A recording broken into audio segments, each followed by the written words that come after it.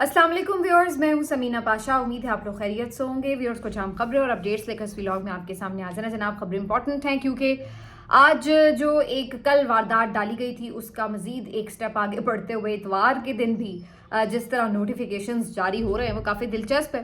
तो आपको बताते हैं कि आगे का जो मंजरनामा है उन्होंने वाज़े तौर पर बता दिया है पूरी बदमाशी के साथ कि भाई यही करना है और यही होना है, करना है जो कर लो। तो क्या अब करना है, इसके ऊपर आज इस्लामाबाद बार काउंसिल की तरफ से जो मुख्तलिफ एसोसिएशंस थी, इस्लामाबाद की वकला तंजीमें थी, उनको आज इजलास के लिए बुला रखा था। तो उन्होंने अपना ऐलान कर दिया। वो क्या है और कितना दमखम है उनके ऐलान में, इस पर भी बात करेंगे। इसके साथ साथ आज थोड़ी बात करेंगे जो एक बहुत ज़्यादा लड़ाई कुछ शिद्दत भी इख्तियार कर गई है और कुछ तवील भी हो गई है। और जब से इमरान रियाज भाई बाहर गए हैं उसके बाद से एक जो तूफ़ान बदतमीज़ी और तूफ़ान अजीबो गरीब किस्म की इल्ज़ामात शुरू हुआ है वो कहीं थमने ही में नहीं आ रहा। और हुआ तो ये है कि चलिए, जो एक पीटीआई एंटी नैरेटिव रखने वाले लोग हैं वो तो शुरू से ही खैर इमरान रियाज को बहुत तनकीद का निशाना बनाते हैं। वो तो ताक में ही थे कि उन्हें मौका मिले। लेकिन हैरत ज़्यादा उस वक्त हुई है कि जब प्रो पीटीआई भी बहुत सारे अकाउंट जो समझे जाते हैं वो भी इमरान रियाज के ऊपर तनकीद करना शुरू हो गए, मजाक उड़ाना शुरू हो गए, उनको गद्दार कहने लगे, उनकी वफादारी पर शक करने लगे और न जाने किस किस्म के इल्ज़ामात लगाने लगे। तो आज थोड़ी इस पर भी बात करेंगे कि हकीकत क्या है और मैं कुछ अपना पर्सनल आपके साथ एक्सपीरियंस जो है वो भी इस मुतालिक शेयर करूंगी। आपसे रिक्वेस्ट है कि चैनल को सब्सक्राइब कर लें अगर अभी तक सब्सक्राइब नहीं किया। तो बात का आगाज़ यहाँ से करते हैं कि जी अदालतों में क्या चल रहा है। एक नोटिफिकेशन इतवार के रोज़ जारी कर दिया गया है जिसके तहत सीनियरिटी लिस्ट भी चेंज कर दी गई है। दो जो जजेस लाए गए हैं, बल्कि 3 जजेस जो लाए गए हैं मुख्तलिफ अदालतों से, उनको कौन कौन से बेंचेस दिए गए हैं आप सुन लीजिए तो आपको पता चल जाएगा कि असल में अब जो गेम हमने आपको पहले ही बता दी थी वो किसी तरह उसी तरह से इम्प्लीमेंट होने जा रही है।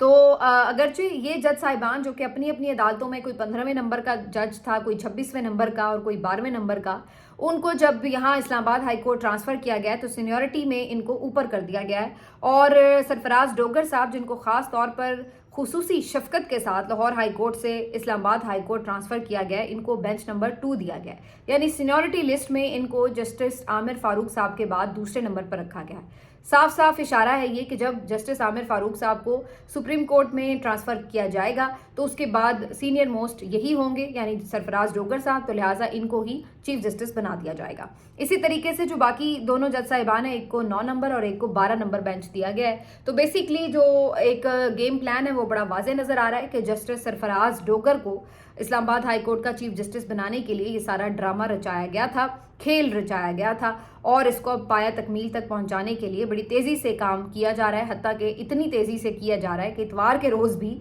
अदालती अमला मौजूद है, तमाम रेलिवेंट स्टाफ मौजूद है और नोटिफिकेशन जारी हो रहे हैं। तो इससे आप अंदाज़ा लगा लीजिए। जैसे मैंने पहले कहा था ना कि पहले तो इस निज़ाम में थोड़ी सी एक शर्म हया झिझक मौजूद थी, तो कुछ पर्दे के पीछे रह के करते थे।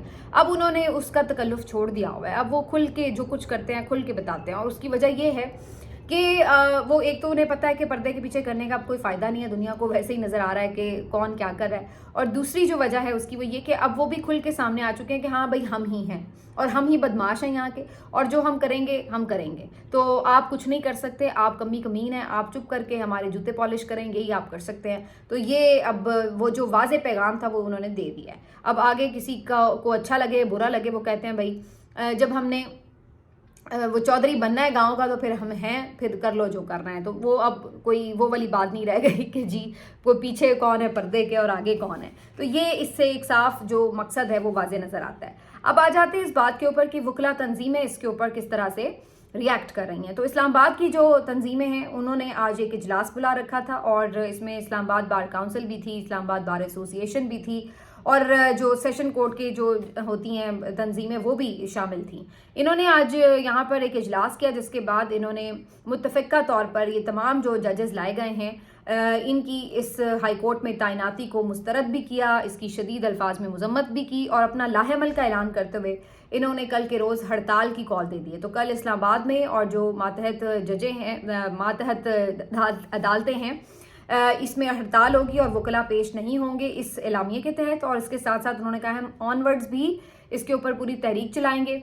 उन्होंने साथ ही साथ जो ये तीनों जजेस लाए गए हैं इनसे भी दरख्वास्त की है कि आप बराए मेहरबानी اپنا کام نہ کریں، یعنی کہ چارج مت سنبھالیں اور آفس مت سنبھالیں اور یہاں پہ کیسز کی جو ہیئرنگ ہے وہ سٹارٹ نہ کریں. تو ان کو بھی انہوں نے پیغام دیا جو کہ یقیناً مسترد ہی ہوگا ان کا یہ مطالبہ. وجہ وہی بڑی صاف ہے کہ جنہوں نے اگر اتنا ہی آئین اور قانون کی پاسداری کرنی ہوتی اور اتنا ہی وہ سمجھ جاتے کہ جی یہ کیوں ہمیں یہاں پہ لایا جا رہا ہے، تو ظاہری سی بات ہے پھر وہ یہاں ہوتے ہی نہ. تو وہ آئے ہی اس وجہ سے، اپنی کانسنٹ سے آئے ہیں، تو مطلب یہ کہ وہ پوری خدمت گزاری کے لیے تیار ہیں مینٹلی، اسی وجہ سے انہوں نے کمٹمنٹس دی ہیں تو یہاں پر آئے ہیں. تو بہرحال جی اب یہاں سے آگے جو ایک بات ہے وہ یہ کہ کیا وکلا کی یہ جو ہڑتال ہے، یہ جو ان کا احتجاج ہے، یہ کوئی کامیاب ہوگا؟ تو یہ صرف ایک آدھ دن اگر کریں گے تو پھر تو کامیاب نہیں ہوگا. دیکھنا یہ ہوگا کہ یہ کنٹینیوسلی کتنا پریشر بڑھا پاتے ہیں. اب وکلا نے یہ بھی اعلان کیا ہے کہ ملک بھر میں وکلا کنونشن ہوں گے، جیسے افتخار چودھری صاحب کے دور میں مختلف کنونشنز ہوتے تھے اور پھر وہ وہاں جا کے خطاب کرتے تھے. تو انہوں نے کہا ہے کہ جی ہم وہ کنونشنز بھی منعقد کریں گے اور ہڑتالیں بھی ہوں گی اور یہ سب. تو اگر تو یہ ایک کنٹینیوس تحریک کے ذریعے ایک پریشر بنانے میں کامیاب ہوئے تو پھر تو آپ کہہ سکتے ہیں. لیکن اگر یہ سوچیں کہ جی ہم صرف نوٹیفیکیشن جاری کر دیں گے، تو نوٹیفیکیشنوں سے تو پھر جناب یہ جدوجہد نہیں لڑی جا رہی، جو سیدھی بات ہے. خطوط بھی بہت سارے باہر آئے ہیں، نوٹیفیکیشنز بھی ہوئے ہیں، اعلامیے بھی جاری ہوئے ہیں، لیکن کسی نے اس کو جوتے کی نوک پر بھی نہیں رکھا. تو کہنے کا مقصد یہ ہے کہ اس طرح اگر آپ نے لڑنا ہے تو یہ تو لڑائی نہیں لڑی جائے گی. ہاں اگر آپ مینٹلی اس بات کے لیے تیار ہیں کہ آپ نے سڑکوں پر آ کر کوئی رونق لگانی ہے اور سڑکوں پر آ کر آپ نے احتجاج کرنا ہے، تو پھر ایک ضرور ایسا ایٹماسفیئر کریٹ ہوگا جس میں پریشر آئے گا اس گورنمنٹ کے لیے بھی. کیونکہ اگر یہ بزور بازو اس کو روکنے کی کوشش کریں گے تو پھر باہر بھی جواب دینا پڑتا ہے. اور اگر اس کو اگر کسی طرح اس کو نہیں روکتے ہیں تو اگر تعداد بڑھ جاتی ہے تو ظاہر ہے وہ پھر انٹرنلی پریشر آ جاتا ہے، تو پھر ایک پرابلم بن سکتی ہے. لیکن جو ابھی تک ہم نے دیکھا ہے کہ چونکہ وکلا تنظیموں نے بار بار تحریکوں کا اعلان کیا، لیکن حقیقت یہی ہے کہ یہاں پہ پورے کا پورا آئین ایبروگیٹ ہو گیا، پورے کا پورا آئین تبدیل کر کے عدلیہ کی آزادی کو ختم شد کر دیا گیا، پورا ادارہ جو ہے اس کو نیست و نابود کر دیا گیا. جس طریقے سے عدلیہ کی آزادی پہ حملہ کیا گیا اور پھر اس کے بعد جس طرح سے پورے اگر آپ انسانی حقوق کی طرف بھی جائیں تو جس طرح سے لوٹ مار ہوتی رہی، جو کچھ یہاں پر ایک ہم نے دیکھا ظلم جبر اور فسطائیت کا دور رہا، الیکشن ہوئے، الیکشن لوٹ لیے گئے، جو کچھ بھی ہوا، تو کون سی تنظیم جو تھی یہاں پہ کھڑی ہوئی آ کے وکیلوں کی؟ کوئی ہمیں نظر نہیں آئی، کوئی جدوجہد ان کی طرف سے نظر آئی. بڑھ کے ضرور آئیں، تقریریں ضرور ہوئیں، شعلہ بیاں، اعلامیے آئے، خطوط آئے، لیکن اس سے بڑھ کر کچھ ہوا نہیں. تو اصل بات یہ کہ یہ اب گیم چھوٹی گیم نہیں ہے جس کو آپ صرف خطوط سے جیت سکیں یا جس کو آپ نوٹیفیکیشن اور اعلامیوں سے جیت سکیں. یہ ایک بڑی جدوجہد ہے جس میں آپ کو عملی طور پر ہی کچھ کرنا ہوگا. ادروائز اگر آپ یہ کہیں کہ جی آپ صرف اپنی آرام پسندی بھی نہ چھوڑیں، اپنے آپ عیش و عشرت بھی نہ چھوڑیں، آپ اپنی مراد بھی نہ چھوڑیں اور پھر اس کے بعد آپ کہیں کہ جی ہم آزادی کی جنگ بھی لڑ رہے ہیں، تو یہ ممکن ہے نہیں. تو اب اس لیے اس تمام ٹریک ریکارڈ کو دیکھتے ہوئے تو لوگ زیادہ اس کے اوپر نہیں اتنا ٹرسٹ کر رہے کہ اب وکلا کوئی تنظیم آگے بڑھے گی اور کوئی تحریک چلا پائیں گے. لیکن اگین وہی بات ہے کہ اگر انہوں نے اب 2-3 دنوں کے لیے کوئی اگر احتجاج کرنا ہے تو اس سے فرق نہیں پڑے گا. دیکھنا یہ کہ یہ کتنا مؤثر احتجاج کرنے میں کامیاب ہوتے ہیں. اب آ جاتے ہیں جی اس بات کے اوپر جو ایک خبر 2-3 دنوں سے میری نظر سے گزر رہی تھی لیکن مختلف خبروں کی وجہ سے بات نہیں ہو پا رہی تھی، وہ یہ کہ جو پنجاب میں تجاوزات کے خاتمے کا ایک سلسلہ شروع ہوا ہے، اس کے اوپر کافی ویڈیوز بھی آ رہی ہیں. کچھ لوگ اس کے اوپر بڑی تہنیتی ویڈیوز بنا کے بھیج رہے ہیں، پیغامات بھیج رہے ہیں کہ جی بہت اچھا ہو رہا ہے، تجاوزات کا خاتمہ ہو رہا ہے. اور کچھ لوگ جو ہیں وہ اس کے اوپر بڑی تنقید بھی کر رہے ہیں کہ یہ ایک غلط سٹیپ ہے اور جو غریب لوگ ہیں ان کے لیے آپ نے جس طرح راستے بند کیے ہیں یہ ناقابل قبول ہے. تو اس کے اوپر جو ہے بات کرنا بڑا ضروری اس لیے ہے کیونکہ ایک بڑی تعداد میں جب آپ لوگوں کو بے روزگار کر رہے ہیں، ان کا جو روزگار کا وسیلہ ہے وہ آپ ان سے چھین رہے ہیں، تو ظاہری سی بات ہے اس کے اوپر پھر بات تو ہوگی. اب اس پہ میں اپنا اگر آپ کو موقف دوں تو سچ بات یہ ہے کہ میں اس بات کی تو حق میں نہیں ہوں کہ جناب بالکل تجاوزات ہونی چاہیے اور جس کا جہاں دل چاہے کھڑا ہو کے وہ شروع ہو جائے، اپنی ریڑھی لگائے یا کوئی بھی دکان لگائے اور بڑھتے بڑھتے چلنے کا راستہ ہی ختم ہو جائے بازاروں میں سے بھی، ادروائز بھی. تو یہ دقت تو پھر بعد میں ہم سب کو ہی ہوتی ہے، شہریوں کو ہوتی ہے، تمام امیروں کو بھی ہوتی ہے، غریبوں کو بھی ہوتی ہے، سب کو ہی ہوتی ہے دقت. تو یہ اگر کوئی قبضہ کرتا ہے یا کوئی ناجائز کسی زمین پر کھڑا ہے تو یہ نہیں ہونا چاہیے، اس میں تو کوئی دو رائے نہیں ہے. لیکن کیا اس کا طریقہ کار یہ ہے جو کہ اپنایا گیا ہے؟ تو اس میں سیدھا جواب ہے کہ اس کا طریقہ کار یہ نہیں ہے. یہ آپ تجاوزات کے خاتمے اس بروٹل طریقے سے تب کریں جب آپ کو یہ نظر آئے کہ آپ نے لوگوں کو اتنا امیر کر دیا ہے اور ان کو فائنینشلی آپ نے کہیں کوئی اور متبادل بھی فراہم کر دیا ہے کہ اس کے بعد ان کو کوئی پرابلم نہیں ہے آپ کے اس اقدام سے، تو پھر تو کوئی ایشو نہیں ہے. پھر تو ضرور آپ اپنے بازار کھلے کریں، گلیاں کھلی کریں، پارکنگز بہتر بنائیں، یہ تمام چیزیں ہونی چاہیے، تجاوزات کا خاتمہ بھی ہونا چاہیے. لیکن پرابلم کیا ہے کہ یہاں پر آپ نے متبادل دے نہیں رہے آپ، اور لوگوں کے آپ جو سامان ہیں ان کو اٹھا کے اور ادھر سے ادھر پھینک رہے ہیں، ان کی دکانیں جو ہیں وہ گرا رہے ہیں. تو یہ جو سلسلہ ہے، یہ ظاہری سی بات ہے، یہ تو آپ سیدھا سیدھا ظلم کر رہے ہیں. یعنی ایک غریب ریڑھی بان ہے، اس کی ریڑھی کے اوپر سامان ہے، آپ اس کو ویسے ہی ریڑھی کو سمیت اس کو کہیں کہ بھائی تو سائڈ پہ کر لے یا ادھر سے نکل لے. آپ اس کی جب سامان اٹھا کے پھینک دیتے ہیں، اس کو ضائع کر دیتے ہیں، تو اس کے دل پہ کیا گزرے گی یا اس کے گھر پہ کیا گزرے گی؟ کیونکہ اس کے پاس تو وہی اس کا جمع پونجی ہے، سرمایہ ہے، جس سے اس نے بیچنا ہے، اس نے کھانا لے کے گھر جانا ہے. تو اگر آپ وہی ضائع کر دیں گے تو وہ کیا اس دن گھر لے کر جائے گا؟ تو یہ صورتحال ہے کہ آپ نے متبادل جگہ کوئی فراہم نہیں کی، اور آپ ان لوگوں کو جس طرح ظالمانہ انداز سے ان کا سامان تلف کر رہے ہیں، ان کی جو جمع پونجی ہے اس کے اوپر بلڈوزر چلا رہے ہیں، تو وہ بیچارے پھر کدھر جائیں؟ مہنگائی آپ نے اس قدر کر دی ہے کہ ایک عام آدمی جو اچھا خاصا تھوڑا بہت نارمل بھی کما رہا تھا، اپنا پیٹ تو کم از کم پال ہی رہا تھا سفید پوشی سے، آپ نے اس کے لیے بھی جو زندگی ہے وہ تنگ کر رکھی ہے. اب ایک جو کماتا ہوا بندہ ہے اس سے پورا نہیں پڑ رہا، لوگ 2 جابز کر رہے ہیں پھر بھی پورا نہیں پڑ رہا. اور ایسے میں آپ جو بیچارے ریڑھی بان ہیں ان سے ان کا روزگار ہی چھین لیں تو پھر وہ کہاں جائے گا؟ کیا آپ نے اس کے بدلے میں کیا انتظام کیے ہیں؟ آپ نے کچھ اس بارے میں بتایا کسی کو؟ کچھ نہیں. تو یہ جو ویژولز ہیں یہ بہت زیادہ تکلیف دہ ہے. ایک تو میں دیکھ رہی تھی دکان قصور میں شاید کہیں گرائی گئی ہے، وہاں پہ اس شخص کو اسی وقت دل کا دورہ پڑا ہے اور وہ جاں بحق ہو گیا ہے. یعنی اس سے برداشت نہیں یہ چیز ہوئی کہ اب بنے گا کیا. تو یہ حالات ہیں اس وقت لوگوں کے، فائنینشلی اتنے لوگ اس وقت کرائسس میں ہیں، اور اس ٹائم پہ آپ آ کر جو ہے وہ یہ کر رہے ہیں کہ آپ اس کے ساتھ اس کی جو روزگار کا وسیلہ ہے وہ بھی اس سے چھین رہے ہیں، دینے کے بجائے چھین رہے ہیں. تو یہ کس طرح ہوگا؟ یہ ہے اصل جس کے اوپر تنقید ہو رہی ہے. بہرحال اس سے آگے بڑھ کر اب تھوڑی اس پہ بات کرتے ہیں، کیونکہ یہ بڑا کروشل ایک بنا ہوا ہے اس وقت موضوع، کہ عمران ریاض کا جانا اور اس کے اوپر جو مختلف لوگوں کی ہرزہ سرائی ہے، لوگ جس انداز سے اس کے اوپر تنقید کر رہے ہیں، باتیں کر رہے ہیں، وہ بڑا عجیب و غریب بھی ہے اور تکلیف دہ بھی ہے. اس کی وجہ یہ ہے کہ مطلب میں سوچتی ہوں ویسے ہم کس قسم کا معاشرہ ہے. یعنی ہم واقعی جس کو کہا جاتا ہے نا کہ جنازے اٹھا کے خوش ہونے والا معاشرہ ہے، ہمارا وہ حال ہے کہ جب ہم کسی کا جنازہ ہی اٹھاتے ہیں نا تو تبھی ہمیں تسلی ہوتی ہے کہ ہاں بھائی اب ٹھیک ہے کام. یعنی ہم کہتے ہیں کہ بھائی ٹھیک ہے، یہ بندہ ارشد شریف اگر شہید ہی ہوا ہے نا تو ہمیں یقین آیا کہ واقعی بھائی یہ بندہ کوئی جینوئن لڑائی لڑ رہا تھا، ورنہ اس سے پہلے تک اس تک پہ بھی ہم نے الزامات بھی لگائے، اس کا تبرہ بھی اڑایا. اس کی تصویر جب آئی پشاور ہائی کورٹ سے جاتے ہوئے، اس پہ بھی لوگوں نے آوازیں کسی کہ جناب یہ فرار ہو گیا، یہ بھگوڑا ہو گیا، یہ یوں ہو گیا، یہ وہ ہو گیا.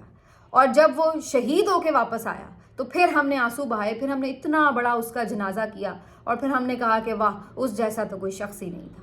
تو ہماری جو قوم ہے نا یہ واقعی صرف جنازے اٹھانے والی قوم ہے، یہ صرف مردہ پرست قوم ہے. جب کوئی نہیں رہتا، جب کوئی ہمارے ہاتھ سے چلا جاتا ہے، نکل جاتا ہے نا، پھر ہم اس کی قدر کرتے ہیں کہ یار ہمارے پاس تو بڑا قیمتی ہیرا تھا اور ہمیں اس وقت احساس نہیں ہوا. اور جب وہ ہوتا ہے، جب وہ اپنی لڑائی لڑ رہا ہوتا ہے، تو ہم بجائے اس کے کہ اس کو مضبوط کریں، اس کا ساتھ دیں، اس کو اپریشیٹ کریں، الٹا ہم اس وقت اس کو کمزور کرتے ہیں، اس پہ تنقید کرتے ہیں، اس کا حوصلہ توڑنے کی کوشش کرتے ہیں. یہ بحیثیت مجموعی ہماری قوم کا المیہ ہے ایک.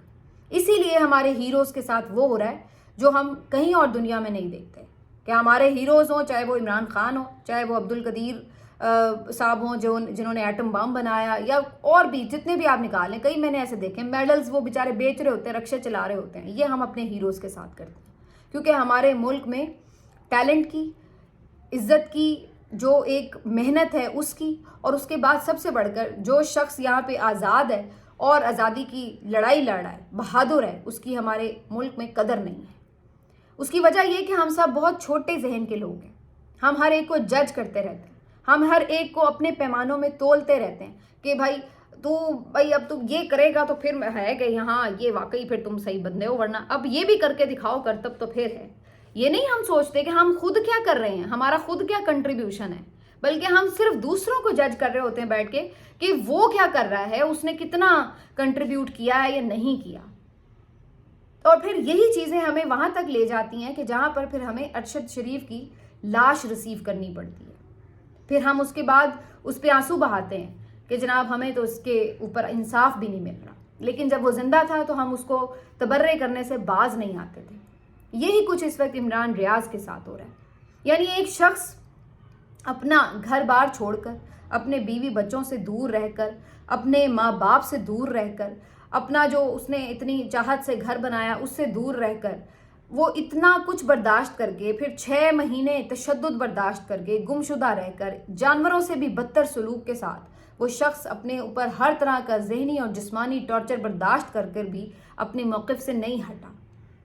उसके बाद भी वो रिहा होकर भी आया तो फिर भी हम उसके ऊपर जज करते रहे कि अब देखते हैं ये कोई सेटलमेंट के जरिए आया है या फिर ये वाकई अपनी जेन्युइन तरीके से बाहर आया। अब देखना, अब ये तनकीद नहीं करेगा।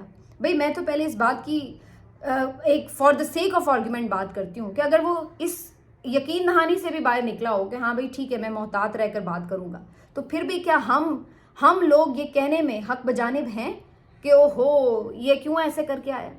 हमें शर्म आती है थोड़ी बहुत कि हमें बिल्कुल नहीं आती, कि हम बिल्कुल ही बेशर्म कौम हो गए हैं। यानी आप कह रहे हैं कि एक शख्स के ऊपर गोली यूं तानी जाए और उसके ऊपर हम ये देखें कि हाँ ये कितना का बहादुर है भाई, अब भी ये बाज आएगा क्या नहीं आएगा। और ख़ुद हम क्या कर रहे होते हैं, खुद हमने कितना भार उठाया होता है लड़ाई लड़ने का। खुद तो हमारा ये हाल होता है कि हम अपने घरों से निकल कर अपने सामने वाली सड़क पर खड़े नहीं हो सकते किसी एहतजाज के लिए, यूं हम हाथ बांध के खड़े हो जाते हैं। खुद हमारा यह हाल है कि हमें इस बात का खदशा रहे ना कि जी हमारी नौकरी चली जाएगी तो हम मुंह सी लेते हैं कि जनाब हमारी नौकरी ना चली जाए, भाई हमारे घर के जो मामलात हैं वो कैसे चलेंगे, हमारे ऐशो इशरत कैसे पूरी होगी, हमारी ज़रूरियात कैसी पूरी होंगी। और ऐसे में वो लोग जो इतना सेक्रीफाइस कर देते हैं कि नौकरी गई तो गई, घर छोड़ना पड़ा तो छोड़ना पड़ा, दरबदरी बर्दाश्त की तो की, मारपीट बर्दाश्त की तो की, जिल्लत बर्दाश्त की तो की, तौहीन बर्दाश्त की तो की, सब कुछ। और फिर हम यहाँ बैठ के चेक करेंगे अभी तक वैसे बात कर रहा है या नहीं कर रहा। शर्म आनी चाहिए हमें। हम तो उनसे भी बुरे हैं जो जुल्म कर रहे थे, क्योंकि वो तो जालिम हैं, वो तो डिक्लेयर्ड जालिम है ना, उनका तो वो पता है कि जी वो जुल्म कर रहे हैं। और हम उनसे भी ज़्यादा बुरे हैं कि हम जुल्म सहने वाले का पैमाना चेक कर रहे हैं कि भाई ये उस पैमाने में कितनी दूर आगे तक जुल्म कर सकता है, बर्दाश्त कर सकता है या नहीं कर सकता। मैं आपको आज ये गारंटी लिख के दे रही हूँ कि अगर इमरान खान भी आज ये बाहर निकल आए ना किसी वजह से, तो फिर ये उसके ऊपर भी यही लगा रहे होंगे कि डील भी हो गई है, कॉम्प्रोमाइज़ भी हो गया है, ये भी हो गया है, वो भी हो गया है। यानी हम जब तक कि इमरान खान अगर खुदा न खास्ता वहाँ से मर के बाहर निकलेगा ना जेल से, फिर ये काम कहेगी कि हाँ बंदा भाई ठीक था, मर गया, अपने उसूलों पे उसने समझौता नहीं किया। फिर हम कहेंगे कि हाँ अब ठीक है भाई, अब हमारे दिल को तसल्ली हुई है। उससे पहले नहीं हमारे दिल को तसल्ली हो सकती।